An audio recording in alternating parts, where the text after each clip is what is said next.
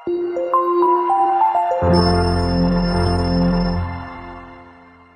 Sobat Ambis CG, kembali lagi di Klinik Genius YouTube channel. Sekarang bersama Kak Yudia, kita akan membahas mengenai sistem reproduksi. Nah, kita akan melanjutkan pembahasan dari video sebelumnya. Sekarang pada video ini kita akan membahas mengenai struktur gamet dan hormon reproduksi. Oke, kita mulai saja ya. Oke, kita mulai dari struktur gamet. Nah, di sini gamet itu ada dua jenis. Ada gamet laki-laki dan juga gamet perempuan. Nah, di sini untuk gamet perempuan itu ada yang disebut dengan ovum ya atau sel telur. Nah, ini kakak sudah menyediakan gambar struktur dari ovum ya atau sel telur. Oke, ini yang pertama, nomor satu itu ada apa? Nah, nomor satu itu di sini struktur yang terluar ya dari ovum. Nah, dia namanya corona radiata. Corona radiata. Oke, ini kakak tulis luar ya, karena dia berada di yang paling luar. Corona radiata di sini dia itu berisi sel granulosa. Nah, fungsinya untuk apa? Dia berfungsi sebagai pelindung. Nah, karena dia itu berada di lapisan luar. Nah, pelindung ketika apa? Pelindung ovum ketika ovum itu bergerak di sepanjang ovidak ya. Nah, karena meskipun ovum itu dia tidak punya flagel ya untuk bergerak, tidak punya alat gerak. Nah, tetapi ketika berada di ovidak, ovum itu dia bergerak karena di ovidak itu dia terdapat silia ya yang mampu menggerakkan ovum supaya ovum itu bisa bertemu dengan sperma dan terjadi fertilisasi ya. Nah, ini untuk corona radiata. Jadi dia berisi sel granulosa yang bentuknya itu seperti bulatan-bulatan ya fungsinya sebagai pelindung ovum saat bergerak di ovidak. Nah, di sini di corona radiata itu dia mengandung suatu asam. Nah, namanya apa? Dia itu asam hyaluronat namanya ya. Ini mengandung asam hyaluronat. Oke. Nah, di sini fungsinya untuk apa asam hyaluronat? Jadi dia itu selain sebagai pelindung, juga fungsinya itu untuk mencegah sperma masuk lebih dari satu, gitu ya. Nih, untuk mencegah sperma masuk lebih dari satu. Ya, karena kan nantinya ovum itu dia akan dibuahi oleh sperma. Nah, tetapi yang membuahi sperma itu harus satu, gitu ya, tidak boleh lebih. Seperti itu ya. Nah, ini untuk struktur yang pertama, yang namanya corona radiata. Ya, oke. Nah, kita lanjut ke struktur yang kedua. Nah, struktur yang kedua ini kita beralih nih ke yang paling nggak paling dalam ya, ini agak di dalam gitu ya strukturnya. Nah, di sini apa? Nih, kita tulis nomor 2 ya berarti. Nah, dia itu disebut sitoplasma sel telur atau istilahnya ooplasma. Nih, kita tulis saja ya. Ooplasma atau sitoplasma sel telur. Ini sitoplasma sel telur ya. Oke. Nah, di sini apa yang berada di ooplasma itu? Nah, seperti pada sel biasanya gitu ya. Nah, kan sel biasanya juga dia mengandung sitoplasma. Nah, di dalam ooplasma itu ada apa? Ada apa saja ya? Nah, di sini di dalam ooplasma dia itu terdapat protein ya. Nah, ini selayaknya sitoplasma yang berada pada sel gitu ya. Nah, terdapat protein, kemudian ada ribosom ya. Kemudian di sini ada tRNA, kemudian ada mRNA ya. Kemudian materi yang lainnya. Nah, jadi di sini sebagai cairan yang berada di dalam sel telur gitu ya. Oke, nah ini untuk struktur yang kedua. Nah, selanjutnya kita masuk ke struktur yang ketiga. Nih, struktur yang ketiga agak lebih dalam ya di sini dari yang luar. Nah, ini apa? Nah, nomor tiga itu disebut sebagai membran vitelin. Nih, membran vitelin. Nah, membran vitelin itu disebut sebagai membran plasma atau disebut juga selaput kuning telur ya. Ini atau membran plasma atau disebut juga selaput kuning telur.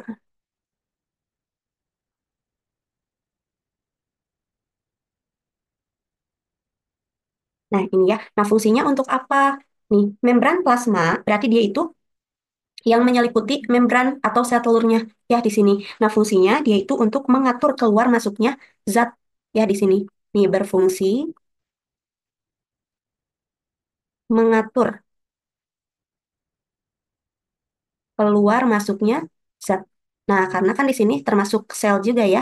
Nah, waktu kita membahas sel, waktu bab pertama di kelas 11, nah itu kan ada transportasi zat ya. Nah, transportasi zat itu dia melalui membran plasma.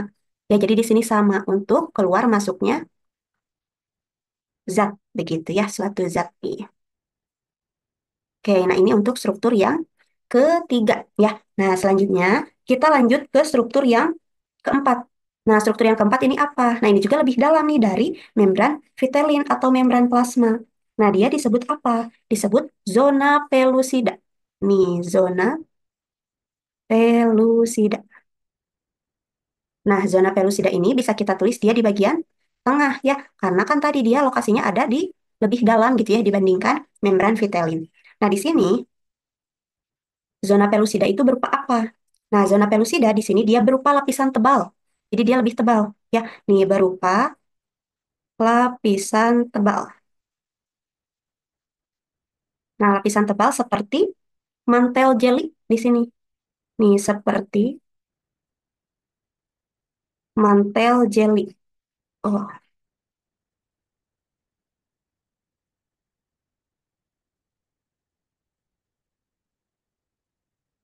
nah seperti mantel jeli ya yang mengandung glikogen atau glikoprotein di sini. Ya, nih yang mengandung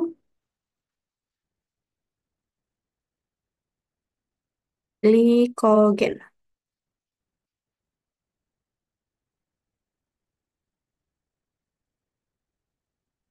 yang mengandung glikogen. Ya, oke. Nah, di sini fungsinya untuk apa? Nah, sama ya dengan yang corona radiata. Jadi dia juga berfungsi untuk mencegah lebih dari satu sperma.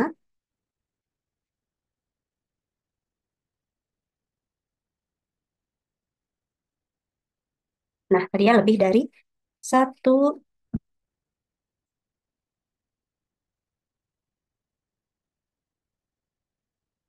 masuk membuahi ovum. Ya, masuk membuahi ovum. Ya, jadi tadi ya sama satu ovum itu harus dibuahi oleh satu sperma. Ya, begitu. Nah, ini untuk yang nomor 4 ya, atau disebut juga zona pelusida. Nah, di sini gabungan antara zona pellucida dan juga corona radiata itu dia disebut sebagai membran fertilisasi. Ya, sama juga fungsinya untuk mencegah lebih dari satu sperma masuk membuahi ovum. Oke, ini selanjutnya kita lanjut ke nomor 5. Nah, nomor 5 di sini apa? Nah, nomor 5 itu dia adalah nukleus atau inti sel. Nih, karena kan setiap sel itu pasti punya nukleus ya atau inti sel. Nah, di sini inti sel itu untuk apa? Nah, selain dia mengatur segala aktivitas sel, gitu ya. Nah, di sini juga nukleus itu dia membawa DNA dari ibu, ya dari perempuan. Nah, membawa DNA ibu, ya. Nah, kemudian di sini DNA ibu itu untuk apa? Untuk nantinya akan diwariskan kepada anaknya. Ya, di sini yang nantinya dia akan bergabung dengan DNA ayah, begitu ya. Oke, nah tadi sudah kakak jelaskan ya, kalau zona pellucida dengan corona radiata itu bisa disebut sebagai membran fertilisasi. Ini kakak tulis ya. Nih, corona radiata, nah artinya dia yang paling luar ya, bersama dengan zona pellucida ya di sini. Nah, keduanya itu dia bisa disebut sebagai membran fertilisasi. Nih, membran fertilisasi ya. Nah, membran fertilisasi ini fungsinya untuk apa? Sama tadi ya, itu untuk mencegah polisperma. Nah, apa itu polisperma? Nah, polisperma itu ketika satu ovum itu dibuahi oleh lebih dari satu sperma. Ini makanya poli itu artinya banyak. Nah, ini tidak boleh ya. Nah, makanya ovum dilindungi oleh ini membran fertilisasi. Begitu ya. Nah, ini untuk yang pertama adalah struktur ovum atau struktur sel telur atau struktur gamet wanita. Oke, bisa dipahami ya, mudah. Oke, nah selanjutnya kita lanjut ke struktur gamet yang kedua, yakni struktur gamet laki-laki ya. Nah, di sini terdapat 4 struktur. Nih, sebetulnya untuk struktur sperma ya atau gamet laki-laki, di sini dia itu terbagi menjadi beberapa bagian. Nah, yang pertama, nih kakak gambarkan. Nah, di sini yang pertama itu ini bagian kepala. Ya, nih bisa kita lihat ya bagian kepala. Kemudian ini, nah ini ya, dia itu bagian leher. Nah, artinya leher ini sebagai penghubung dari kepala dan juga badan spermanya. Nah, berarti ini, nah yang nomor tiga ini, dia itu bagian badan spermanya. Ya, nih bagian badan ya, badan sperma. Nah, kemudian yang terakhir ini bagian belakangnya nih sampai ujung. Nah, berarti ini bagian ekor spermanya. Ya, oke. Nah, di setiap bagian itu dia terdapat suatu struktur nih yang sudah kakak kasih nomor. Ya, nih kita mulai dari struktur yang pertama ya, nih di bagian kepala. Nah, struktur yang pertama di sini dia itu nih yang warna merah disebut sebagai nih kakak tulis akrosom.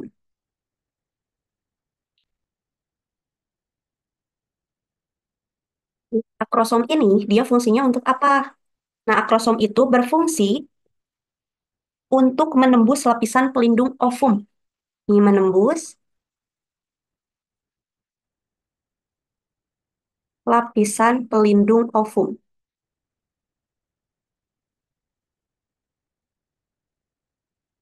Nah, kenapa dia bisa menembus lapisan pelindung ovum?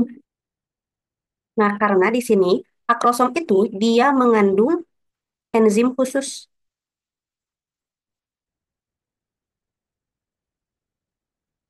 Nah, enzim khususnya itu apa aja? Nah, di sini terdapat dua ya. Nih, yang pertama, nah dia itu ada enzim hyaluronidase. Nih,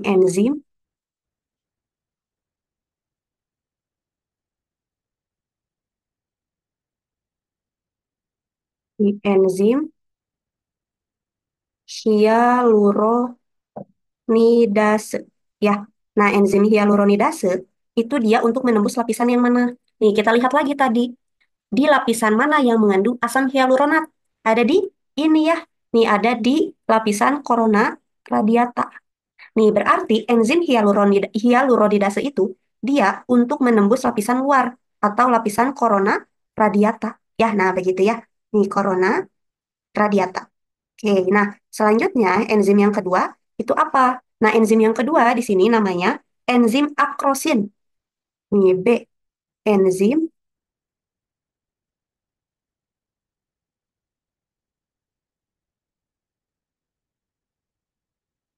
enzim akrosin. Nah, kalau akrosin ini dia untuk menembus lapisan yang mana?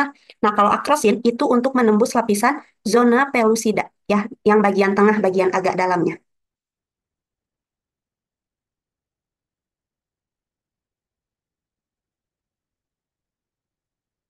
Oke, nah ini untuk bagian akrosom ya. Jadi di akrosom terdapat dua enzim. Nah, selanjutnya di sini ada struktur yang nomor dua. Nah, struktur yang nomor dua itu apa?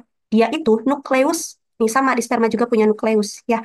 Ini nukleus atau inti sel. Nah, berarti inti sel yang di sperma ini dia membawa DNA siapa? Membawa DNA ayah atau DNA laki-laki.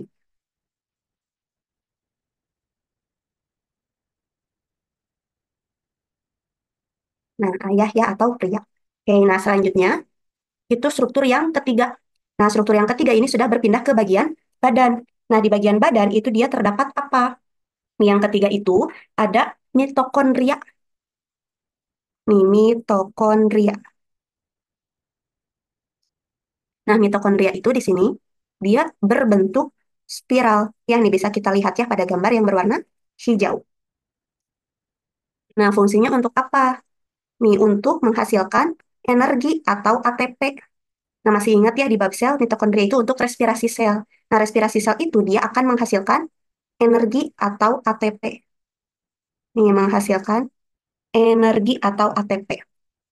Untuk apa? Kenapa sperma butuh energi atau ATP?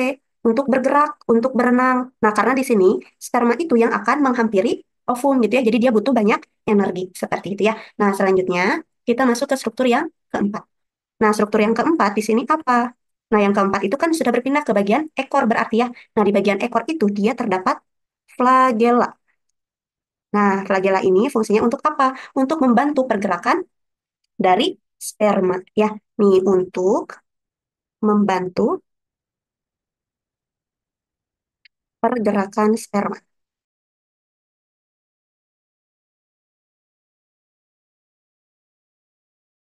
Nah, jadi selain memerlukan energi, sperma juga memerlukan alat geraknya ya di sini, yaitu ada flagella ya. Nah, selanjutnya di sini, nih kakak tulis aja ya, yang nomor 5.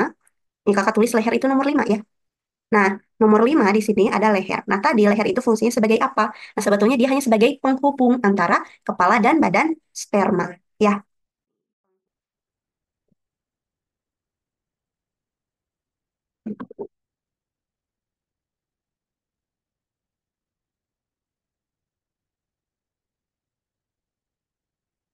Oke, nah berarti untuk struktur gamet sudah selesai kita bahas ya, yakni ada struktur ovum dan juga struktur sperma. Oke, bisa dipahami ya dengan mudah. Oke, ini sekarang kita lanjut ke pembahasan yang kedua. Nah, apa tadi? Yakni mengenai hormon reproduksi. Nah, di sini hormon reproduksi juga sama. Kita bagi dua lagi. Ya, ada hormon reproduksi wanita dan juga hormon reproduksi pria. Oke, kita bahas yang wanita terlebih dahulu.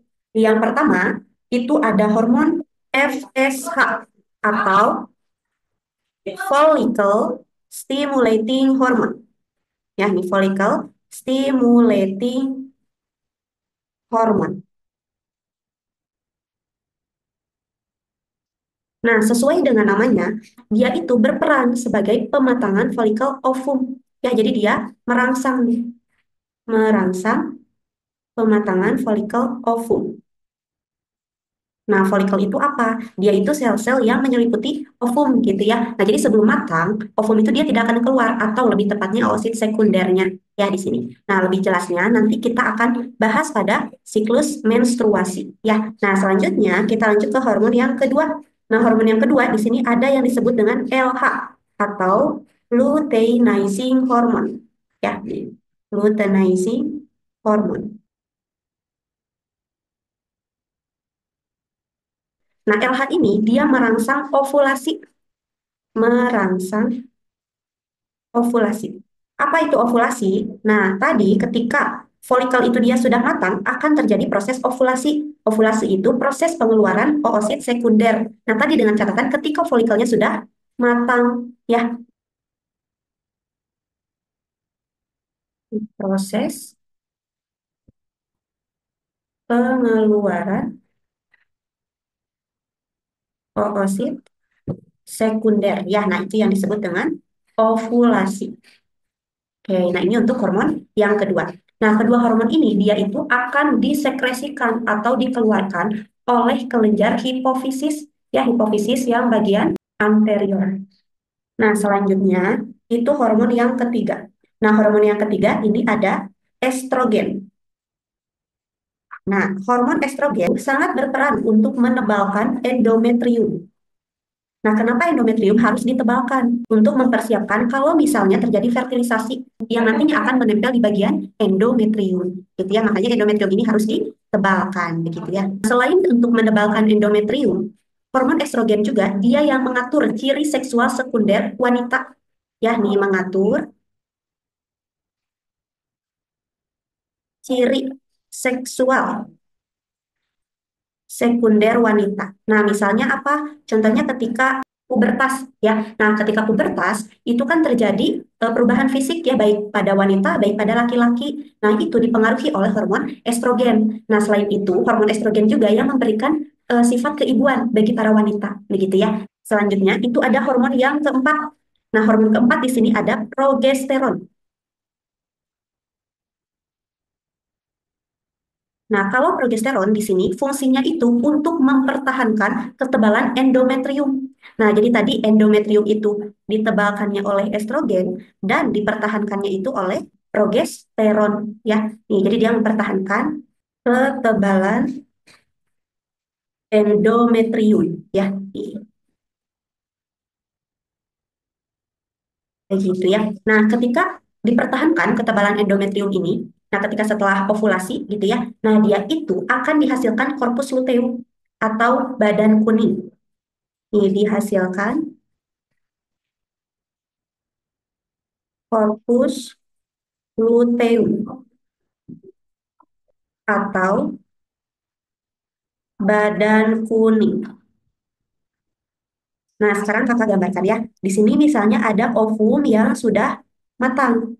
Nih, ovum yang sudah matang itu disebut sebagai follicle the graft ya. Nih, misalnya nih kakak tulis follicle the graft.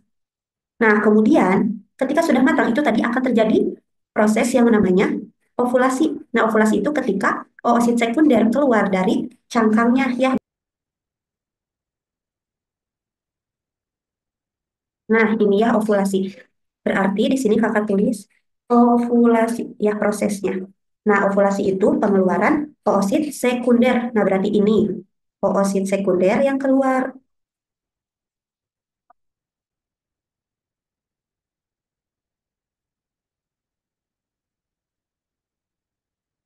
Nah, kemudian ini berarti cangkangnya. Nah, ketika sudah terjadi ovulasi, oosit sekundernya sudah keluar, cangkang ini namanya itu corpus luteum. Ini corpus luteum. Ya, nih yang tadi kakak tulis atau disebut juga badan kuning. Nih, corpus luteum. Ya, nah di sini ada dua kondisi. Nih, kondisi yang pertama, jika oosit sekunder di sini tidak dibuahi oleh sperma, artinya tidak terjadi fertilisasi. Ya, nah yang akan terjadi itu corpus luteum akan menjadi corpus albicans. Nah, jadi akan berubah ya. Nih, maka corpus luteum atau tadi yang disebut sebagai badan kuning itu akan menjadi corpus albicans. Ini akan menjadi corpus albicans ya namanya. Nah, corpus albicans ini disebut juga badan putih. Nah, kalau tadi kan corpus luteum itu badan kuning. Nah, kalau corpus albicans itu badan putih ya. Nah, di sini terbentuknya corpus albicans itu dia akan menyebabkan penghambatan sekresi dari progesteron. Ya, jadi dia menghambat pengeluaran hormon progesteron. Ini menghambat.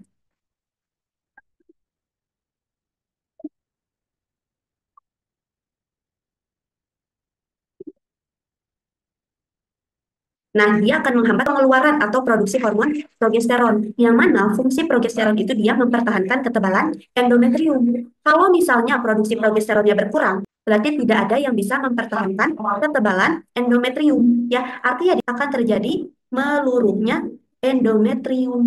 Itu. Nah, meluruhnya endometrium itu kita sebut sebagai proses menstruasi. Lalu, kondisi yang kedua. Nah, kondisi yang kedua itu bagaimana bila terjadi fertilisasi. Ya, nah berarti di sini jika oosit sekunder dibuahi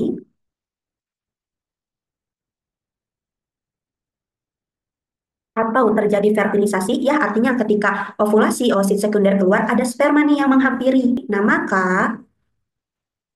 corpus luteum itu akan tetap menjadi corpus luteum.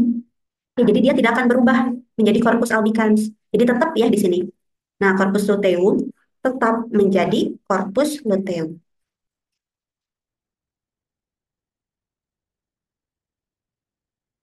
Nah, sehingga di sini ketika dia tidak berubah menjadi corpus albicans, corpus luteum itu dia akan merangsang produksi hormon progesteron ya. Nih, corpus luteum itu dia akan merangsang hormon progesteron ya. Nih, merangsang hormon progesteron. Oke, nah sehingga ketebalan endometriumnya itu akan dipertahankan karena nantinya pasti akan terjadi implantasi atau nidasi atau penempelan embrio pada endometrium. Begitu ya. Nah, ini untuk hormon yang keempat ya progesteron. Nah, selanjutnya kita lanjut ke hormon yang kelima. Nih, hormon yang kelima itu ada oksitosin. Nih, oksitosin.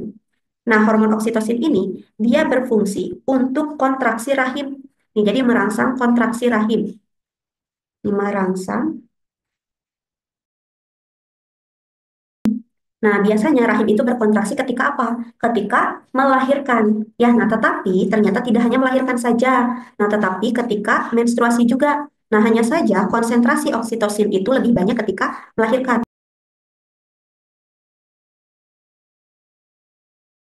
Nah, sedangkan ketika menstruasi ini tidak terlalu banyak konsentrasinya karena dia berkontraksi itu untuk membantu meluruhkan endometrium yang sudah menebal, begitu ya. Nah, sehingga ketika menstruasi itu kadang kita merasakan sakit perut ya. Nah, selanjutnya kita lanjut ke hormon yang keenam.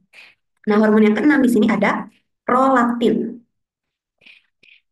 Nah, hormon prolaktin untuk merangsang kelenjar memaik untuk memproduksi ASI ya. Nah, fungsinya merangsang kelenjar memaik untuk memproduksi ASI. Ya, nah jadi ini sangat berperan nih bagi ibu yang baru melahirkan, begitu ya. Nah, selanjutnya yang terakhir, nih yang ketujuh, itu ada hormon relaksin. Ini aduh terlalu mepet ya. Nih nggak apa-apa. Hormon relaksin. Nah, relaksin ini dia berkebalikan dengan oksitosin. Nah, berarti fungsinya untuk apa? Dia itu untuk menghambat kontraksi rahim.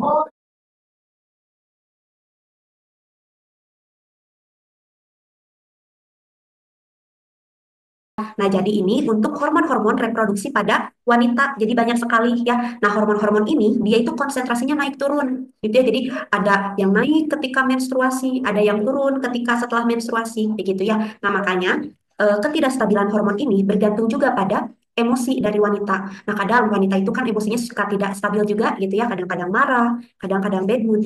Nah, itu diakibatkan oleh ketidakstabilan hormon ini. Begitu ya. Oke, nah selanjutnya kita bahas hormon reproduksi yang terdapat pada pria.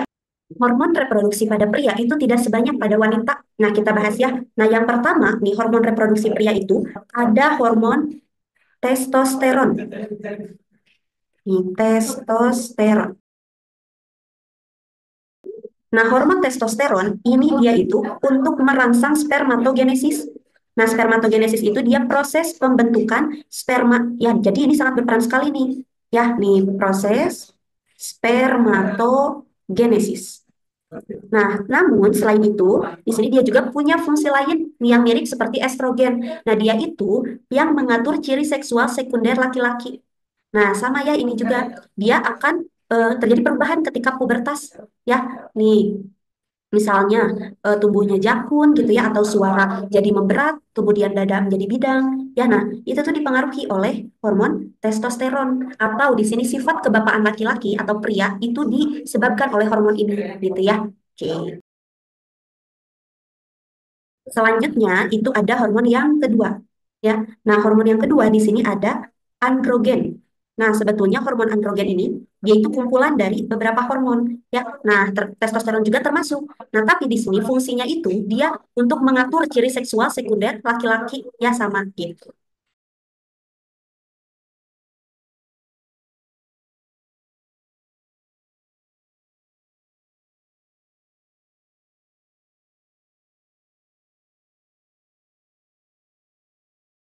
Nah, yang ketiga itu ada hormon ICSH ya. Nah, ICSH itu interstitial cell stimulating hormone.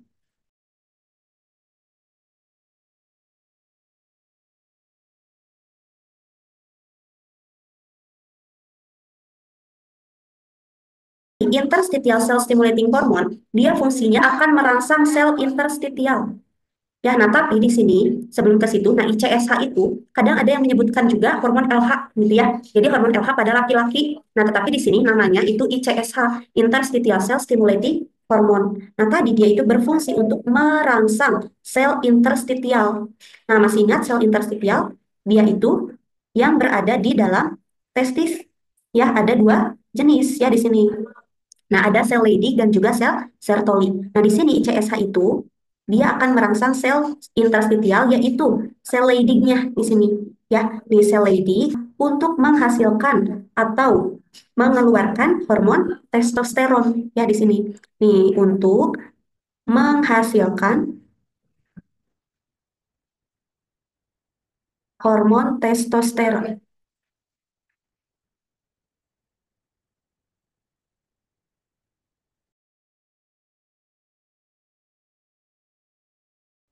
Ini mirip LH ya, atau luteinizing hormone.